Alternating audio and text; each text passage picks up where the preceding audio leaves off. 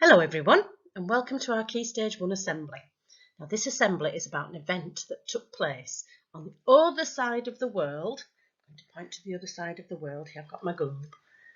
This is us here. I'm going to go all the way to the other side of the world to Australia. Okay, this event took place this week on the 26th of January and it was called Australia Day. It's a very important event for Australians because it's their national day and it's the day which celebrates the arrival of the first fleet of ships from our country all over on this side of the world, sailing all the way around to get to Australia over 200 years ago. Now, did you know that Australia actually has 3 flags? Yes, 3 flags. And this is the first flag. It's called the Australian national flag. And it's used at lots of important events such as the Olympics, it's flown in government, etc. Now, there are 3 parts to this flag. As you can see, we have the Union Jack. Now, some of you might remember what the Union Jack represents. Yes, that's our national flag. That's the flag of Great Britain, isn't it? And that's to represent all of those ships that sailed over 200 years ago to find Australia. There are 2 other elements to this flag, though. There's the 7-point Commonwealth flag, which represents the states of Australia and the coming together of the territories of Australia. And then there's the Southern Cross, which is on the right-hand side, and you can see there that there are 5 stars. Now, the Southern Cross, if I bring my globe back up again, the Southern Cross, did you know, can only be seen by people who live in Australia and along the Southern Hemisphere. We can't see it because if you remember, we're actually all the way up here in the Northern Hemisphere. So we can't see the Southern Cross in the sky at night. It can only be seen by the Australians and people who live in the Southern Hemisphere.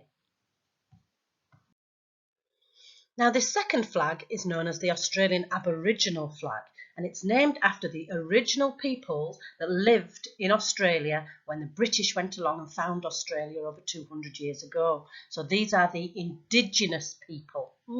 It's a tricky word, isn't it? Indigenous. That means they were native to that continent before anybody else arrived there.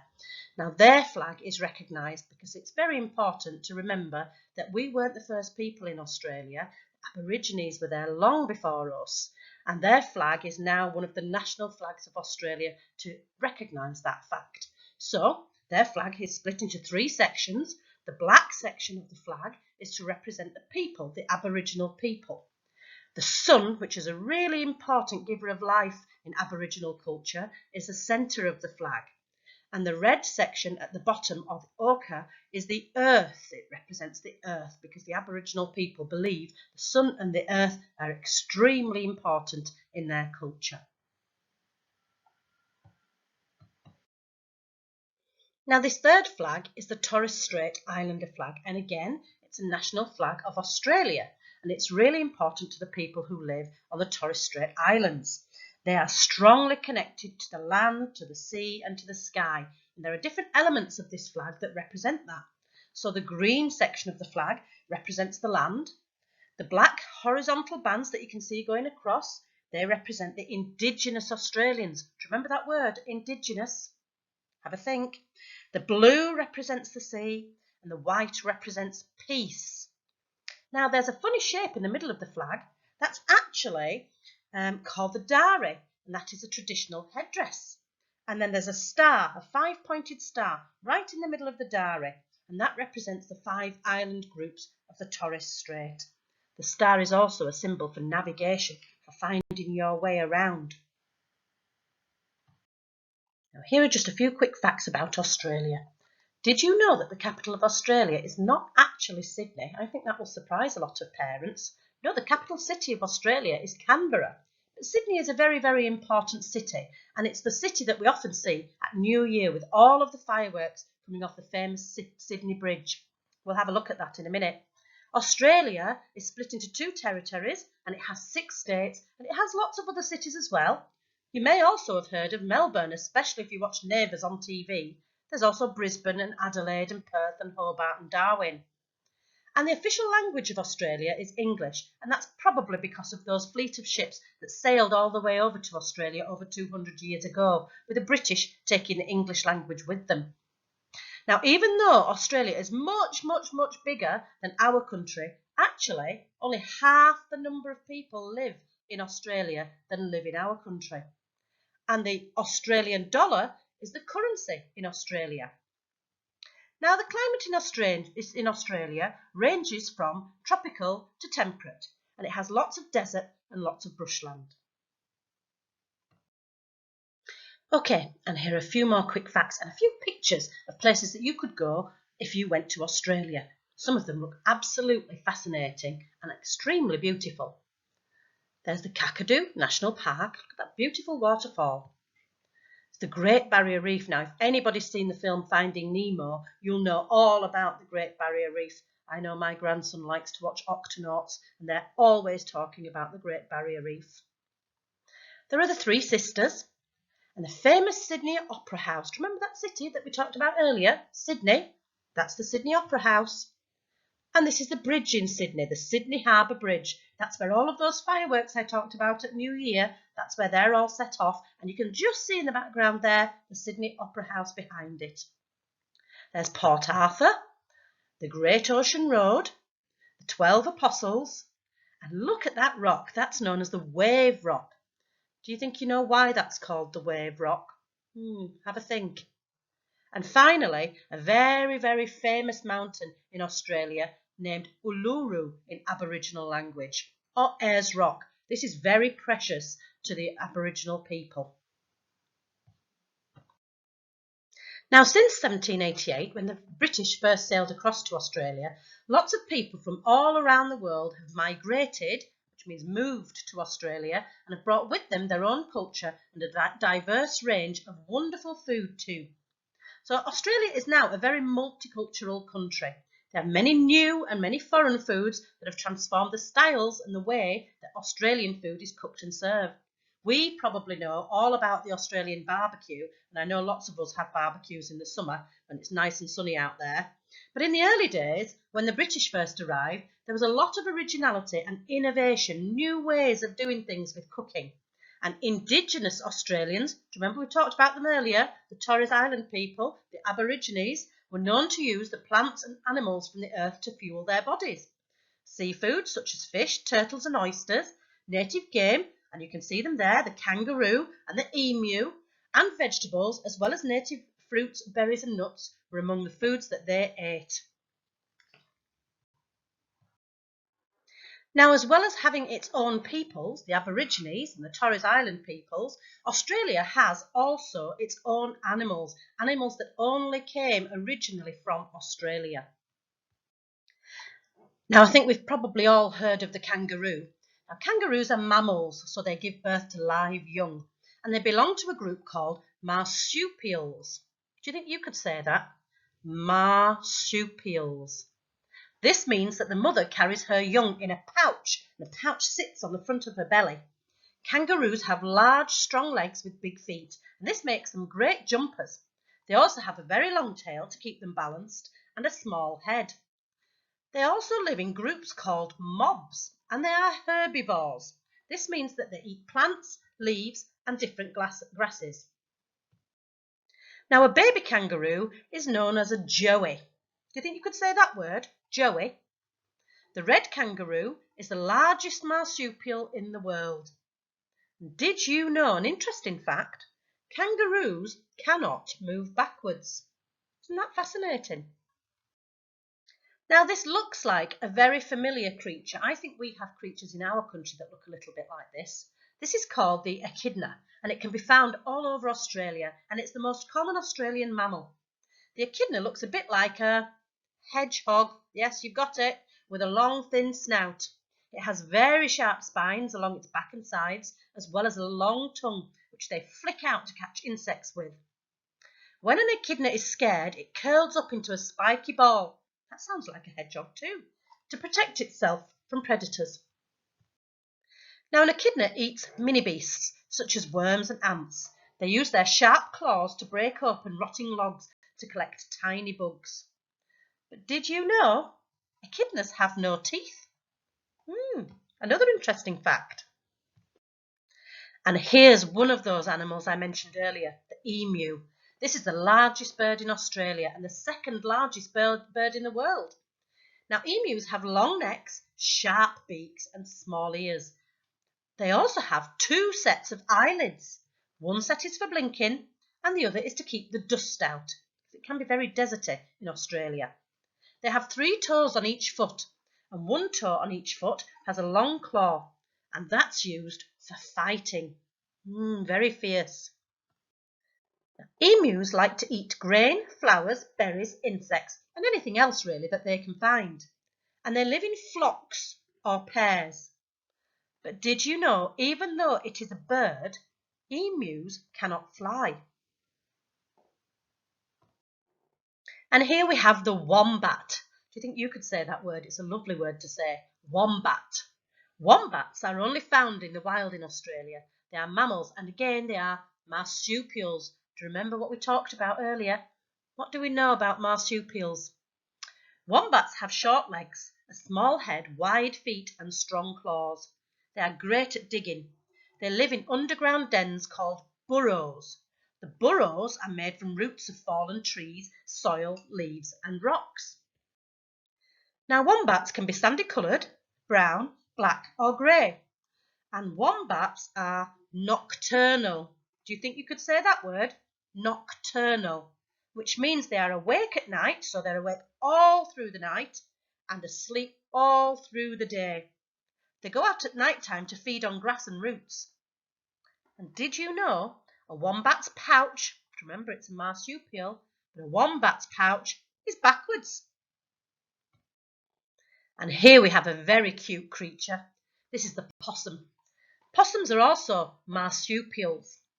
Most possums live in hollow tree trunks, but some build nests known as drays in bushes or trees. And possums are also nocturnal. Remember what that meant, nocturnal?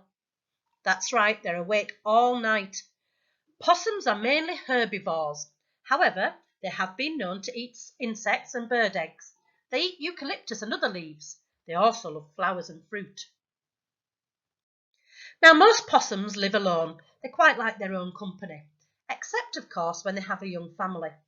The ringtail possums tend to live in family groups of 3 or more. And did you know that possums love eating nectar? They must have really, really sweet teeth. Now, I'm sure you've heard of this next creature. This is a platypus, and platypuses are mammals that live on land as well as in the water. They're only found in eastern Australia and Tasmania in small rivers and streams. They have a bill, or a beak, a tail, fur and webbed feet, which means they can swim really well. Although they are mammals, platypuses lay eggs instead of having babies. Platypuses are nocturnal. Remember what we talked about with nocturnal? They close their eyes and ears when they dive underwater and dig up the riverbeds with their bills to find worms, insects and shrimp. Now, because of those wonderful webbed feet, the platypus is an excellent swimmer. It can stay underwater for around 30 seconds before coming up for air. But did you know they are hunted themselves by snakes, water rats, hawks, owls, eagles and sometimes even crocodiles? It's a good job they can swim really quickly. Now take a look at this creature. Looks almost like a little dog. Well, this is known as a Tasmanian devil, the wild Tasmanian devil, and it can only be found in the wild of Tasmania. And that's an island just off the coast of Australia. The Tasmanian devil is a marsupial. Tasmanian devils are mostly black, but often have white markings on their chest. They are carnivores, which means they only eat meat. They eat lizards, frog, insects, and any animal meat they can find. Now, Tasmanian devils are good at spotting things that are moving, but if you stand still, they probably won't see it as clearly. And did you know Tasmanian devils store fat in their tail and use this when they can't find food? I've heard of other animals that can store food. And finally, I think you're probably all familiar with this creature also. This is the koala, and they are found in the wild in Australia. Often they are called koala bears But did you know that they are not actually bears? They are actually marsupials, like wombats, possums and kangaroos. Now the baby koala is called a joey. Can you remember which other animal has a baby that's called a joey? Joeys live in their mother's pouch for about 6 months. Now koalas are very good at climbing trees. They use their sharp claws on their front paws to hold onto the branches and to grip their food.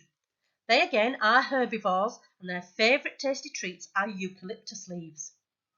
Now did you know a koala can sleep for up to 18 hours a day? I had a brother that was like that.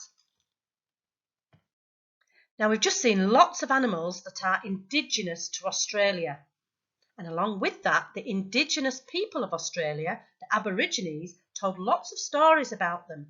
They're very important in their culture. And these stories are known as dreaming stories. And I would like to read just one of them to you.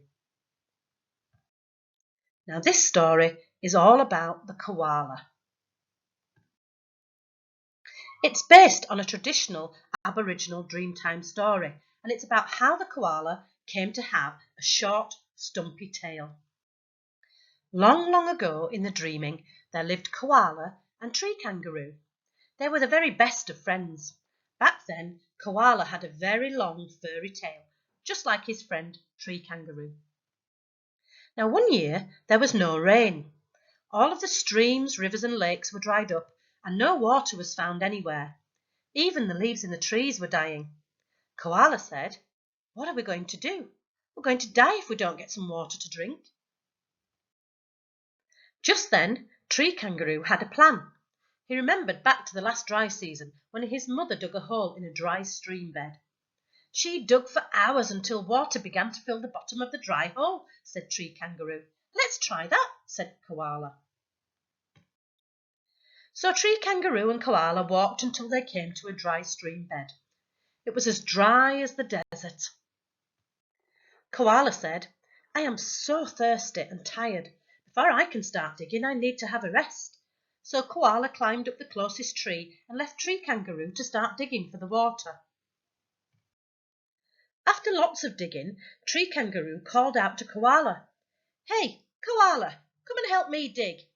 Koala began to climb down the tree until he let out a big "ouch." Koala had got a thorn in his foot.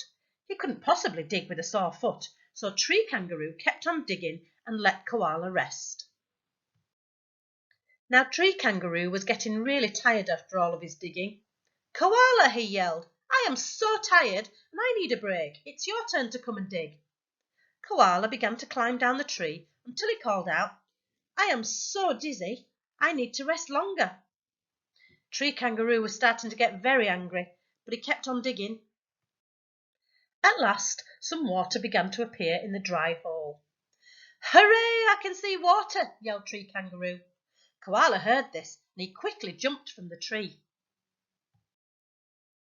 He pushed Tree Kangaroo out of the way, stuck his head down the hole and began drinking all of the water. Tree Kangaroo was furious. "Save some for me," he said, but Koala just kept on drinking. Tree Kangaroo grabbed Koala's tail to pull him out of the hole. He pulled and pulled until Koala's tail broke off. This is why the koala has a short and stumpy tail. Now there are lots of other dreaming stories that I'm sure you can find out about. Why not have a go? Have a little Google on the internet. Now I hope you liked learning lots of things about Australia today. Why not also have a go at drawing some of those indigenous animals that you've just seen? Why not send me some of your artwork or even to your class teachers on your class dojos? I'd really love to see them. Please enjoy the rest of your day and I'll see you all again next week. In the meantime, remember, hands, face, space. Stay safe.